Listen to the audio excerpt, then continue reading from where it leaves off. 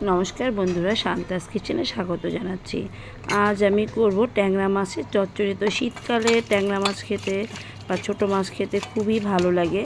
তো ছোটো মাছ রান্না করার আগে ভালো করে গরম জল দিয়ে নুন মাখিয়ে ভালো করে ধুয়ে নিতে হবে এবং অনেকক্ষণ ধুতে হবে। মাছ ধোয়ার উপরেও কিন্তু অনেকটা স্বাদ নির্ভর করে। মাছটাতে আমি নুন হলুদ মাখিয়ে নিয়েছিলাম।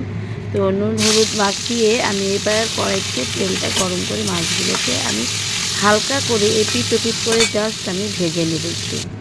তো ভেজে নেওয়ার পরে এরপরে আমি এর মধ্যে দিয়ে দিচ্ছি পেঁয়াজ, কাঁচা লঙ্কা। আর এটা আমি যেহেতু শীতকালীন সবজি, আমি মূলো, বেগুন এবং আলু দিয়ে করবো এবং তার সাথে টমেটোও দেবো। তো এই তো আমি পেঁয়াজটা একটু ভাজা ভাজা হয়ে যাওয়ার পরে সবগুলো সবজি দিয়ে দিলাম এবং এর মধ্যে আমি নুন এবং হলুদের গুঁড়া এবং লঙ্কার গুঁড়োটা দিয়েছিলাম। তো এরপরে আমি ওটাকে একটুখানি জল দিয়ে সামান্য কষিয়ে ঢেকে রেখেছিলাম।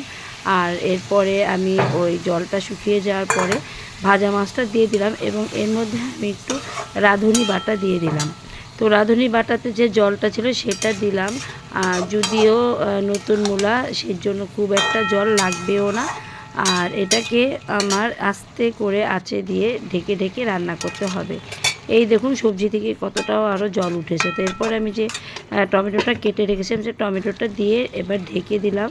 এবার 5 মিনিটের মতো ঢেকে এর মধ্যে আমি ধনে পাতা দিয়ে আর একটুখানি ঢাকা দিয়ে রেখে এরপর নামিয়ে ফেলবো। সবাই জানাবেন আজকের রেসিপিটা কেমন লাগলো।